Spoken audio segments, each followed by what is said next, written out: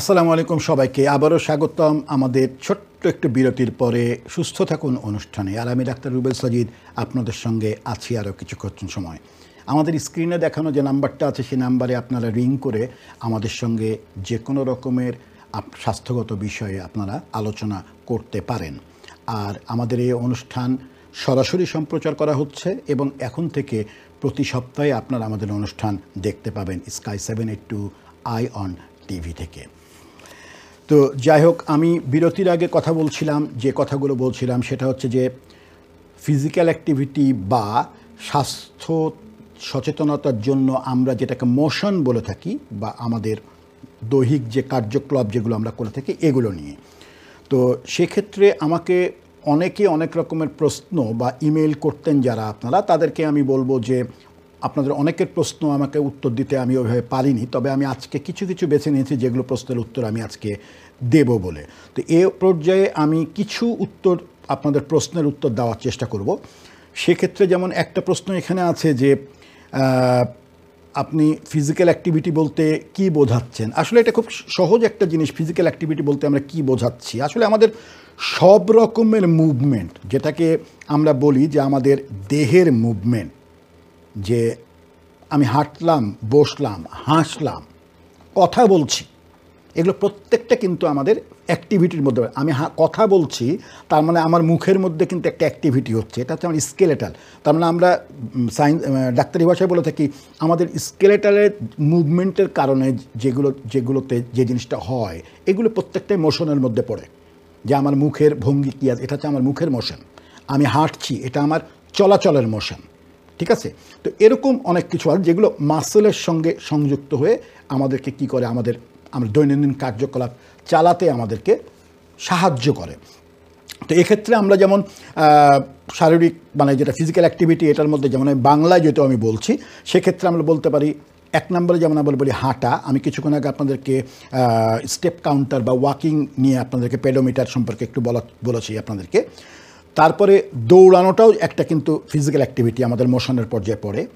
আবার দেখবেন যে নাচ বলে একটা, যদি আমরা বাঙালিরা কিন্তু এত নাচানাচি কিন্তু করি কিন্তু নর্মালি কিন্তু আমরা নাচানাচি করি না। কিন্তু যদি আমরা ধরেন যে আপনার পশ্চিমাদের কথা যদি আমরা বলি বা তাহলে পরে আমরা দেখি কি যে ওরা কিন্তু ধরেন যে একটা সবসময় তাদের একটা অনুষ্ঠান হলেই কিন্তু নাচ গান থাকে, ফিজিক্যাল অ্যাক্টিভিটি। যেমন ধরেন যে তারা ফ্রাইডে নাইট, স্যাটারডে নাইটে তারা যে কোনো বারে যায় বা ডিস্কোতে যায় বা যে কোনো একটা বন্ধু হলে তারা কিন্তু মোটামুটিভাবে কী করে, একটু নাচানাচি করে। তার মানে এটা কি, তারা একটা মুভমেন্ট প্রত্যেক দিন রাখার চেষ্টা করে, তারা খেলাধুলা করে বা কিছু করে। তারপরে আরেকটা ফিজিক্যাল অ্যাক্টিভিটির মধ্যে পড়ে সাঁতারটা কিন্তু অনেক বড় একটা ব্যায়াম বলে থাকি আমরা। ফিজিক্যাল অ্যাক্টিভিটি আমাদের অনেক বড় মোশনের জন্য, আমাদের অনেক বেশি এনার্জি লুজ করতে, আমাদের শরীরের সবথেকে সুন্দর মুভমেন্ট করতে কিন্তু সাহায্য করে সাঁতার। যদিও বা আমাদের অনেকেই সাঁতার জানেন না বলে একটু আফসোস করেন, তবে সাঁতারটা শিখে নেওয়াটাও কিন্তু খুব জরুরি। আমাদের একজন কলার আছে, আমি কলারের সাথে কথা বলি। আসসালামু আলাইকুম কলার, কে বলছেন, কোত্থেকে বলছেন? হ্যালো, আসসালামু আলাইকুম। জি আসসালামু আলাইকুম। জি ওয়ালাইকুম আসসালাম। ভাই আমার নাম নূর আলী, আমি লন্ডন থাকি। জি, আমি অ্যাক্সিডেন্ট করার পরে আমার ব্যাক সাইডে বাউ সাইডের খানের উপরে আমার ব্যাক সাইডে মাথার একটা সাউন্ড হয়ে গেছে। সেন হইয়া যায় একটা সাউন্ড। এই সাউন্ডটা আমার যায় না। আমি ডাক্তারের কাছে গেছি, 2-3 জন ডাক্তারের কাছে গেছি, এমআরআই গেছি, সবখানে গেছি। এই জিনিসটা নিয়ে আমার একটুটা ব্যাখ্যা দিবেন, কি করা যায়? জি, আমি এটা নিয়ে আপনাকে ব্যাখ্যা দিব। তারপরেও আমি বলে রাখি, যদি আপনাকে আমি আজকে ব্যাখ্যাটা যদি না দিতে পারি, আমি চেষ্টা করব একজন স্পেশালিস্ট বন্ধুর সঙ্গে, আমার কলিগের সঙ্গে এ বিষয় নিয়ে, যারা এগুলো নিয়ে কাজ করেন তাদের সঙ্গে কথা বলে আমি তাদের কাছ থেকে কোনো একটা উত্তর নিয়ে আপনাকে যদি সুস্থ দিতে পারি তাহলে ভালো। এমনি আলোচনা করব আপনার একটা বিষয়টা নিয়ে, কেন হয়। আমি তোরা একটু কই আপনারে, আমার মানে আমি ঘুম আয় না, সব সময় আমার সাউন্ড থাকে, আসতে মারতে পারি না, জুড়ে কথা কই। আচ্ছা, আপনার কি ডাক্তার কি শুধু জিপির সাথে না কোনো স্পেশালিস্টের সাথে দেখা করেছেন? তো এটা জিপি এবং লন্ডন হসপিটাল এইগুলা তো আমি যাইতেছি, বলে ডাক্তার শুয়েবে বলছিল কয় এগুলা এত সকাল যাইবে না, তুমি চিন্তা ভাবনা করো, আস্তে আস্তে যাইবে। প্রথম কথাটা হচ্ছে যে আপনার বয়স কত এটা কি জানতে হবে আমার? 60 ওভার হয়ে গেছে। 60 ওভার হয়ে গেছে। আচ্ছা 60 ওভার হয়ে গেছে। না ঠিক আছে, আপনার ডাক্তার যে মানে যাবে না এই কথাটা ভুল, কিন্তু কথা হলো একটা ট্রিটমেন্টের মধ্যে দিয়ে আপনাকে যেতে হবে। আর আপনার ডাক্তার অবশ্যই আপনাকে একটা ভালো ট্রিটমেন্ট দেওয়ার চেষ্টা করছেন বলে আমার যতটুকু আমি মনে করি। তবে এই রোগটা সম্পর্কে আমি একটু কথা বলবো আজকেও, যদি আমি পুরোপুরি কথা বলতে নাও পারি, আর পরের অনুষ্ঠানে আমি নোট করে রাখলাম এটা, যদিও বা আমার অনেকগুলো প্রশ্ন আছে যেগুলো ইমেল করেছে সবাই, তো সেগুলো নিয়ে কথা বলবো। তবে আপনার এটাও আমি ইম্পর্টেন্ট হিসেবে নিলাম। আমি এটা নিয়েও আমি আপনার হয়তোবা আজকে না পারলেও আমি নেক্সট উইকে কথা বলবো। আমি একটু অপেক্ষা করবো, এই জিনিসটা যদি আমার সুন্দর করে দেন, আমি একটা লাইনে যদি এখানে এই দেশে হয়, বাংলাদেশে হয়, যে কোনো মানে হয়, বাংলাদেশে গেলে হয় না ঠিক মতো, সিলেট নাই। না আমি বুঝতে পারছি, কোনো সমস্যা নাই, আপনি এটা নিয়ে টেনশন হওয়ার মতো কোনো কিছু না। কিছু জিনিস আছে যে একবারও তো হয় না, একটা অ্যাক্সিডেন্টের পরে আসলে শরীরের অনেক কিছু চেঞ্জ হয় বা অনেক কিছু হয় ভেতরে আমাদের নর্মালি। তারপরে একটু বয়স বেশি হলে আপনি জানেন যে শুধু অ্যাক্সিডেন্ট না, বয়স বেশি হলে পারে কিন্তু আমাদের কিন্তু এ ধরনের অনেকগুলো সমস্যা, ছোটোখাটো সমস্যা কিন্তু হতেই পারে বা হয়। তবে এগুলো থেকে আমাদেরকে একটু দূরে থাকার জন্য কি কি করা দরকার বা আমাদের ট্রিটমেন্ট কি কি দরকার, এগুলো ডাক্তার আপনাকে অবশ্যই দিচ্ছেন বা বলছেন। তবে আমিও এটা নিয়ে একটু আলোচনা করে আপনাকে আরও ভালো ইনফরমেশন দেওয়ার চেষ্টা করব। অনেক ধন্যবাদ আপনাকে। Thank you. জি, তো যাই হোক দর্শক মণ্ডলী, আপনাদের সঙ্গে আমি যেটা নিয়ে কথা বলছিলাম যে আমাকে ওই যে প্রশ্ন করা হলো, যে প্রশ্ন যেটা করা হয়েছিল শারীরিক, যে আমরা ফিজিক্যাল অ্যাক্টিভিটি বলতে আমরা কি কি জিনিসকে আমি মিন করি। তো আমি যেটা বলছিলাম যে আমরা এই যে বললাম হাঁটা, তারপরে হচ্ছে দৌড়ানো, নাচা, তারপরে হচ্ছে সাঁতার কাটা, তারপরে অনেকে বলেন যে যোগ ব্যায়াম কি ফিজিক্যাল অ্যাক্টিভিটির মধ্যে পড়ে না। অনেকে কিন্তু বলেন যে WHO কিন্তু বলে যে যোগ ব্যায়ামও আপনার ইয়ার মধ্যে পড়ে, ফিজিক্যাল অ্যাক্টিভিটির মধ্যে পড়ে। অনেকে আবার শারীরিক পরিচর্যা করে কি করে, বাগান করে। আবার দেখেন যে ওই মুভমেন্টই কিন্তু পড়ে যায়। যারা গৃহপালিত পশু পালে তারা দেখবেন যে বিড়াল নিয়ে হাঁটতে বেরো, কুকুর নিয়ে হাঁটতে বেরোচ্ছে, বা এই জিনিসগুলোতেও কিন্তু মানুষের কিন্তু ফিজিক্যাল অ্যাক্টিভিটি কিন্তু চলে। মানে এগুলো আমাদের দৈনন্দিন জীবনে আমাদের এগুলো লাইফের সঙ্গে মিশে আছে বলেই আমরা করি কি, আমাদের ফিজিক্যাল না জানতেই বা না চাইতেই বৃষ্টির মতো আমাদের কিন্তু ফিজিক্যাল অ্যাক্টিভিটির কাজটা কিন্তু আমাদের চলতে থাকে। আমাদের ক্যালোরি বার্ন বলে যে কথাটা আমরা বলে থাকি, এই ক্যালোরি বার্নটা কিন্তু আমাদের হয়ে থাকে। তো সুতরাং আমাদেরকে মেইন যে জিনিসটা লক্ষ্য রাখতে হবে, একদম সাধারণভাবে আমরা যেভাবে চলি, আজকে আমি আপনি যেভাবে চলি, আপনি যদি মনে করেন যে আপনি জিমে যেতে পারবেন না, সেক্ষেত্রে আপনাকে আপনার জন্য মেন যে জিনিসটা হবে সেটা হচ্ছে কি, আপনার হাঁটাটা একটু বাড়াতে হবে। যদি আপনার মনে হয় যে আপনার খেলাধুলা পছন্দ করেন, তাহলে সপ্তাহে একদিন অ্যাটলিস্ট আপনি খেলাধুলা করার চেষ্টা করবেন 1 থেকে 2 ঘন্টা। তারপরে ধরেন যে মনে করলেন আপনি যে আপনি সাঁতার কাটতে পছন্দ করেন, তাহলে আপনি অ্যাটলিস্ট সপ্তাহে একবার সাঁতার কাটতে যাবেন, ঘন্টাখানেক সাঁতার কাটবেন। আপনি যদি মনে করেন যে আপনি যারা যোগ ব্যায়াম করে তারা কিন্তু প্রতিদিনই প্রায় সকালবেলাতে উঠেই তারা কিন্তু ব্যায়ামটা করে, বা সেখানে তারা 15 to 30 মিনিটস তারা কিন্তু তারা কিন্তু ব্যয় করে টাইমটা এটার জন্য। এটা খুব ভালো জিনিস। এবং আপনাকে মনে রাখতে হবে তার সাথে যেটা আছে, যে বললাম যে পরিচর্যার কাজ, বাগান পরিচর্যার কাজ, বা অনেকে আছে বাচ্চার সঙ্গে খেলা করে। যাদের ছোট বাচ্চা আছে তারা দেখবেন বাচ্চার সাথে খেলাধুলা করে, বাচ্চার সঙ্গে খেলাধুলা করছে, বাচ্চার সাথে বল নিয়ে আছে, বাচ্চা হয়তো বা জোরে একটা বল, এটাও কিন্তু আমাদের কিন্তু সোশ্যালাইজড একটা জিনিস, কিন্তু আমাদের অজান্তে কিন্তু আমরা এগুলোর সঙ্গে কিন্তু মিশি। আজকে অনেক বাবা মা কিন্তু দেখা যায় যে হয়তো বা বাচ্চাদেরকে একটু অ্যাভয়েড করে, আর বাচ্চাদেরকেও এখন একটা আমাদের ফ্যাশনের মতো হয়ে গেছে যে আমরা একটা মোবাইল বা একটা ট্যাবলেট ধরিয়ে দিয়ে বাচ্চাকে হয়তো বা খুশি করে দেওয়ার চেষ্টা করি আমরা। কিন্তু অ্যাকচুয়ালি কিন্তু আমরা যেটা বলি যে একটা গুড বন্ডিং তৈরি করার জন্য বাচ্চার সাথে আপনার কি বাচ্চার সঙ্গে কথা বলা, একটু খেলাধুলা করা, এগুলো কিন্তু জরুরি একটা কিন্তু দরকার। তো এগুলো সব কিছু মিলালে পারে দেখা যায় কি যে আপনি কিন্তু ফিজিক্যালি কিন্তু আপনি অ্যাক্টিভ থাকতে পারবেন বেশি। যেমন অনেক জায়গাতে আমি যদি বলি যে আমার ক্ষেত্রে যদি আমি চিন্তা করে বলি, আমি যেমন বাড়ির বাজার, যেমন আগে যখন খুব বিজি থাকতাম তখন হয়তো বা দেখা যেত সপ্তাহে 1 দিন বাজার করতাম বা মাসে 2 দিন বাজার করতাম। কারণ হচ্ছে যে ওই সময়টা তখন পেতাম না যে আমি বাজার করে বাড়িতে আনবো বা কিছু করব, এরকম অবস্থা কিন্তু পেতাম। কিন্তু যখন সময় পেয়েছি তখন আমি পারলে পারে খুব কম করে বাজার করি। কারণ কি, কারণ আমি জানি যে আমি হয়তো বা আজকে কিছু নিয়ে আসলাম, একটা ফল কিনে নিয়ে আসলাম, আমি মেজারমেন্ট করে নিয়ে আসি যে আমি ফল কিনে নিয়ে এসেছি 2 দিনের জন্য, এটা যাতে 3 দিন না রাখতে হয় আমাকে ফ্রিজে। তাহলে হয় কি, ওই 1 দিন বা 2 দিন পরে আমি কিন্তু ওই ফলটা কেনার জন্য হলে পরেও আমি কিন্তু বাজারে যাচ্ছি বা আমি আমার একটা দোকানে যাচ্ছি, এই যে আমার অ্যাক্টিভিটিটা বাড়ছে, আমি বাড়ি থেকে বেরোচ্ছি বা আমি কাজ থেকে আসার সময় আমার মনে হলো আমার এখানে একটু যাও। একটা মার্কেটে গেলে আমরা কি শুধু ফলটা কেনার জন্য যাচ্ছি তা কিন্তু না, আমরা মার্কেটে ঘুরে ঘুরে কিন্তু দেখি, আমরা একটা শোরুমের মধ্যে ঢুকি, আমরা টেস্কোতে যদি আমরা ঢুকি তাহলে আমরা কী করি, আমরা টেস্কো থেকে আমরা শুধু আমি আমার যেটা খুব জরুরি, সময় কম থাকলে আমরা আমার যেটা দরকার সেটা নিয়ে আমরা চলে আসি। কিন্তু তাছাড়া কিন্তু আমরা দেখবেন যে কোনো ডিপার্টমেন্টাল স্টোরে ঢুকলে আমরা কী করি, আমরা কিন্তু একটা চক্কর দিই। এবং ডিপার্টমেন্টাল স্টোরগুলোও দেখবেন আপনি সব কিছু কিন্তু ওই একটা মানে প্যাটার্ন করে করা থাকে যে মানুষ এখান থেকে এভাবে করে এভাবেও দেখবে, এটার পরে এটা, এটার পরে এটা, এটার পরে এটা, সব কিছু কিন্তু একসাথে থাকে না, ঠিক না? যে ধরেন কাঁচা সবজি যেখানে আছে সেখানে যেমন ধরুন যে চাল ডাল থাকে না, আবার যেখানে যেখানে তেল থাকে সেখানে হয়তো বা ফ্রিজের জিনিস থাকে না। তো এই যে প্রতিটা ইয়াতে আপনি ঘুরছে, এটা কিন্তু আপনার কিন্তু আসলে কিন্তু বাজার করাটা বড় কথা না, আপনি কিন্তু যে মুভমেন্টটা করছেন এটাও কিন্তু আপনার কিন্তু একটা অ্যাক্টিভিটি।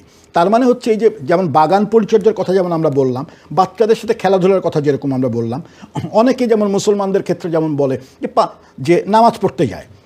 আচ্ছা, আমাদের একটা কলার আছে, আমি কলার সাথে কথা বলি। আসসালামু আলাইকুম কলার, কে বলছেন, কোত্থেকে বলছেন? আসসালামু আলাইকুম কলার, কে বলছেন, কোত্থেকে বলছেন? হ্যালো, আমরা আপনাকে শুনতে পাচ্ছি না, প্লিজ কলার আপনি নাম বলবেন, কে বলছেন, কোত্থেকে বলছেন? হ্যালো, জি আসসালামু আলাইকুম। ওয়ালাইকুম সালাম। আমি জিজ্ঞেস করছিলাম কে বলছেন, কোত্থেকে বলছেন, এটা একটু জেনে নিই আগে। হ্যালো, জি বলেন। শুনতে পাচ্ছেন? জি শুনতে পাচ্ছি, বলেন।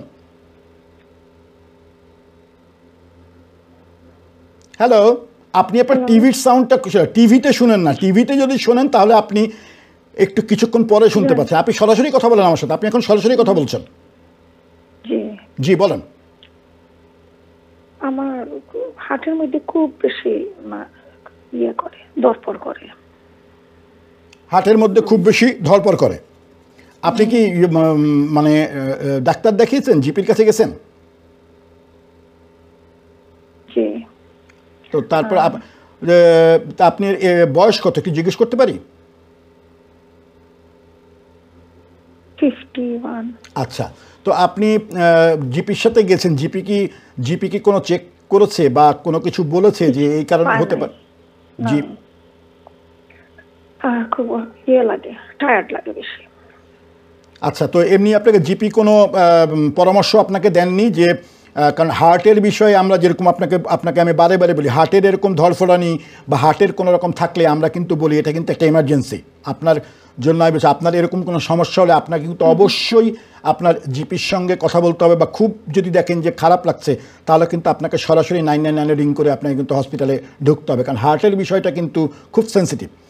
সুতরাং আপনার যদি কোনো এই ধরনের সমস্যা থেকে থাকে আমি শুনবো, ঠিক আছে, আপনি হয়তো বা জানতে চাচ্ছেন যে এরকম হয়, আমি আলোচনা করবো এটা নিয়ে, দ্যাটস ভেরি গুড। কিন্তু যদি আপনার আসলে সমস্যা এখন থেকে থাকে তাহলে না আপনাকে আসলে ওই 111 রিং করে প্রথমে আপনি পরামর্শ নিতে পারবেন, না হলে 999 রিং করে আপনাকে হসপিটালে একটু চলে যাবেন। কারণ সমস্যা যে কোনো সাউন্ড আমি ভালো পাই না, সাউন্ড উপসহ্য লাগে, যেমন হিটিং এর সাউন্ড, সেন্ট্রাল হিটিং, এনি বেশি জুড়ে সাউন্ড ভালো পাই না। আর এমনি কি আপনাকে কি এমনি হার্টের যে যখন আপনার জিপি যখন দেখেছেন বা হসপিটালে কখনো গেছেন? জি, পায় নাই। তারা কোনো কিছু পায়নি, তারা বলতেছে যে কোনো সমস্যা নাই? সমস্যা নাই। আচ্ছা, তো তাহলে আমি যেরকম আপনাকে একটু বলবো যে এই আপনার কিছু জিনিস আপনি হয়তো বা জিপির সাথে আলাপ করেছেন কিনা আমি জানি না, আপনাকে একটু খেয়াল রাখতে হবে। ধরফলনিটা আপনার একটু বেশি হয়, তাই না? এটা সাধারণত যদি হার্টের অসুবিধা না থেকে থাকে তাহলে পরে আপনাকে আসলে একটু কথা বলতে হবে, একটু যারা মেন্টালি সাপোর্ট আপনাকে দিতে পারবে। আপনি জানেন যে স্ট্রেস, বা আমরা বলে থাকি যে মানুষের যখন স্ট্রেস বা অ্যাংজাইটি থেকে থাকে তখন কিন্তু মানুষের এই বুক ধরপড়ানি বিষয়টা কিন্তু চলে আসে, প্রথমেই চলে আসে। যেমন ধরুন যে আপনি যদি একটা কেউ আপনার প্রিয়জন হয়তো বা অ্যাক্সিডেন্ট করেছে বা মারা গেছে এরকম খবর যখন আপনারা পান, তখন দেখা যায় যে মানুষের কিন্তু তখন প্রেশার বেড়ে যায় এবং মানুষের কিন্তু একটা স্ট্রেস তৈরি, বুক ধড়ফড়ানি শুরু হয়। তো এরকম অনেকে আছে যারা কোনো স্ট্রেস নিতে পারে না। ধরেন যে কোনো কারণে স্ট্রেসটা হোক, বাচ্চার কারণে হোক, পারিবারিক কারণে হোক, বা যে কোনো বিষয় হোক, মানুষের টাকা পয়সার কারণে হোক, চাকরি বাকরির কারণে হোক, মানুষের এইসব স্ট্রেস থাকলে কিন্তু মানুষের কিন্তু বুক ধড়ফড়ানির বিষয়টা কিন্তু থেকে থাকে। তো সুতরাং আমি কলার আপনাকে বলবো যে এটার জন্য আপনি আপনার জিপির সাথেই একটু কথা বলবেন, কারণ আমার কাছে যেটা মনে হয় যে যদি তারা আপনার হার্টের কোনো সমস্যা দেখতে না পেয়ে থাকে তাহলে আপনাকে মনে হয়, আমি শুনতে পাচ্ছি না। হ্যালো হ্যালো, আচ্ছা যাই হোক, আমি কলারকে মিস করেছি, তবে আমি কলারকে একটু বলছি যে আমরা এসব ক্ষেত্রে আমরা যেসব জিনিস দেখে থাকি সেটা হচ্ছে যে রুগীদের ক্ষেত্রে যেটা হয় যে তারা কি করেন, তাদের হচ্ছে এই স্ট্রেস কারণে কিন্তু তাদের কিন্তু বুক ধড়ফড়ানি বা কোনো কিছু কিন্তু এরকম হয়ে থাকে। আপনারা জিপির সাথে একটু কথা বলবেন যাতে জিপি আপনাকে একটা মেন্টাল বলবো বা কিউরেটর বলবো এরকম কোনো কিউরেটরের সাথে বা ডাক্তারের সাথে আপনাকে একটু পরামর্শ করিয়ে দেয়, যেটা আপনাকে কিছুটা হলেও সাহায্য করবে যদি ফিজিক্যালি তারা দেখে যে আপনার হার্ট ঠিক আছে। আমাদের আরেকজন কলার আছেন, আমি কলার সাথে কথা বলি। আসসালামু আলাইকুম কলার, কে বলছেন, কোত্থেকে বলছেন? হ্যালো আসসালামু আলাইকুম। ওয়ালাইকুম আসসালাম। আমার বয়স হলো 85। আমি 6 মাস আগে টোটাল নি রিপ্লেসমেন্ট করিয়েছিলাম। টোটাল নি রিপ্লেসমেন্ট করেছিলেন? জি জি, জি। ওয়ান নিতে। আচ্ছা। কিন্তু আমার হিপে অনেক দিন থেকে অনেক ব্যথা হচ্ছে, আর চলতে ফিরতে হাঁটতে খুব কষ্ট হয়। তো আপনি কি বলবেন যে আমি কি ওই নি সার্জারিটা না করিয়ে আমি হিপ সার্জারিটা আগে করানো উচিত ছিল? এইটা ব্যাপার হচ্ছে কি, আপনার প্রশ্নটা আমি শুনলাম, আর কোনো প্রশ্ন আছে? আমি তাহলে উত্তর দিব আপনাকে একসাথে। এটা যদি শুধু প্রশ্ন হয়ে থাকে তাহলে আপনি টিভিতে দেখতে থাকুন, আমি আপনার প্রশ্নের উত্তরটা দিব। আমি একটা কথা বলছি, এটা শেষ করে আপনার প্রশ্নটার উত্তরটা আমি দিব। অনেক ধন্যবাদ আপনাকে কল করার জন্য। জি, আসসালামু আলাইকুম। তো যাই হোক, আমাদের দুটো কলের উত্তর আমি দিয়ে দিব আমার যতটুকু সময় আছে তার মধ্যেই। তো সেক্ষেত্রে যেটা বলছিলাম যে আমরা এই যে অ্যাক্টিভিটির কথাগুলো বলি, এগুলো কিন্তু আমাদেরকে সবসময় মনে রাখতে হবে অ্যাক্টিভিটিটা কিন্তু ডিপেন্ড করে মানুষের বয়সের উপরেও। সেক্ষেত্রে আমরা যেটা বলি যে বয়োবৃদ্ধ হয়ে গেলে তাদের কিন্তু মুভমেন্ট রেস্ট্রিকশান কিছুটা কিন্তু থাকে, যে হয়তোবা অনেকেই দ্রুত চলাচল করতে পারে না বা অনেকেই দ্রুত চলাচল করা ঠিক না। এসব অনেক কিছু জিনিস আছে যেগুলো ডাক্তারের সঙ্গে বা একটা নিউট্রিশনিস্টের সঙ্গে বা কারোর সঙ্গে আলাপ করে নিতে হবে আপনাকে, যে আপনি কতটুকু লোড নিতে পারবেন, কতটুকু পারবেন না। তো সেক্ষেত্রে আপনাকে যে কোনো কিছু করার আগে অবশ্যই আপনার জিপির সঙ্গে একবার পরামর্শ করে নেবেন, কারণ আপনার জিপির কাছে আসলে আপনার মেন প্রোফাইলটা আছে, যে আপনার যেটাকে বলবো জার্নালটা আছে আপনার, যে আপনি আর আজকে যতদিন ধরে আপনি আছেন ইংল্যান্ডে বা যত কিছু, সেটা আপনার হেলথ রেকর্ডটা আছে, সেখানে তারা দেখে আপনাকে অ্যাটলিস্ট বলতে পারবে যে কতটুকু আপনি পারবেন, কতটুকু পারবেন না। সুতরাং আমরা যেগুলো জিনিসই আমরা এখানে আলোচনা করি বা যে কোনো কিছুই আমরা বলি, এটা হচ্ছে আমরা বলি ওভারঅল হিসেবে বলি, কিন্তু যারা অসুস্থ রোগী আছেন বা যাদের কিছু ট্রিটমেন্টের মধ্যে কিছু জিনিসের যোগ হচ্ছে বা কিছু জিনিস বাদ পড়ছে, আপনারা যে কোনো কিছু করার আগে আপনারা কিন্তু অবশ্যই আপনার জিপির সঙ্গে কিন্তু পরামর্শ করে নেবেন। তো আমি এবার একটু চলে যাই আমাদের এই যে লাস্ট কলার যে কথাটা বললেন, যে তার নি সার্জারির কথা তিনি বললেন। তো এক্ষেত্রে আসলে ব্যাপারটা হচ্ছে কি, যে আপনি যে অর্থোপেডিক্সের কাছে বা যে ডাক্তার সাহেবের কাছে আপনি যখন অপারেশনের জন্য গেছেন বা এই রিপ্লেসমেন্টের জন্য গেছেন, আসলে উনি অবশ্যই একজন স্পেশালিস্ট এবং উনি অবশ্যই কোনটা আগে বা কোনটা পরে এটা অবশ্যই বুঝে তারপরে কিন্তু আপনার সেটা অপারেশন বা আপনার যেটাকে বলবো যে চিকিৎসাটা তিনি দিয়েছেন। চিকিৎসা দিয়েছেন, তার মধ্যে হয়তো অপারেটিভ মনে করেছেন বলে অপারেটিভ দিয়েছেন। আমরা একটা বলি ট্রিটমেন্টের মধ্যে কনজারভেটিভ, যেটা মেডিসিন দিয়ে দিই, আর একটা হচ্ছে অপারেটিভ, যেটা আপনার অপারেশন করা হয়। তো সেক্ষেত্রে অপারেটিভ তারা যেটাকে মনে করেছেন সেই হিসেবে তারা করেছেন। অবশ্যই আমি মনে করব বিজ্ঞ একজনের কাছে আপনি এটা করেছেন। সেক্ষেত্রে যদি কোনো যেটা বললাম যে কিছু কিছু ক্ষেত্রে সব কিছু তো 100% না, কিছু কিছু ক্ষেত্রে কিছু ব্যতিক্রম হতে পারে। যদি এরকম কোনো সমস্যা হয়ে থাকে তাহলে পারে আমরা আলোচনা করবো এগুলো বিষয় নিয়ে। দ্যাট ইজ ভেরি গুড যে আমরা এগুলো আলোচনা করতে পারছি, হয়তো অনেক রুগীর অনেক কিছু জানা দরকার আছে, সেগুলো জানতে পারছে। তবে আপনার যেটুকু আমার মনে হয় আপনাকে অবশ্যই আপনার ডাক্তারের সঙ্গে আরেকবার কথা বলতে হবে যদি কোনো আপনার কোনো মানে যেটাকে বলবো যে কোনো কমপ্লিকেশন আপনার মধ্যে থেকে থাকে। আশা করবো আপনি আপনার উত্তর পেয়েছেন। ভালো থাকবেন সবাই। আর দর্শক মণ্ডলী, আমাদের অনুষ্ঠান দেখলেন আয়ন টিভি থেকে। আমাদের অনুষ্ঠান প্রায় শেষ পর্যায়ে। আর যাবার আগে আমি আপনাদেরকে বলবো যে আপনারা আমাদেরকে ইমেল করবেন info@iontv.net। এখানে আপনারা আমাদেরকে ইমেল করবেন আপনাদের যদি কোনো প্রশ্ন থেকে থাকে। আমি সেগুলো প্রশ্নগুলো দেখে আমি পরবর্তীতে এগুলো নিয়ে আপনাদের সঙ্গে কথা বলার চেষ্টা করব। আমি আবারও বলে দিচ্ছি ইমেল অ্যাড্রেস info@iontv.net। তো আজকের মতো আপনাদের কাছ থেকে বিদায় নিচ্ছি। আবার দেখা হবে আগামী সপ্তাহে একই সময়ে। ভালো থাকবেন সবাই।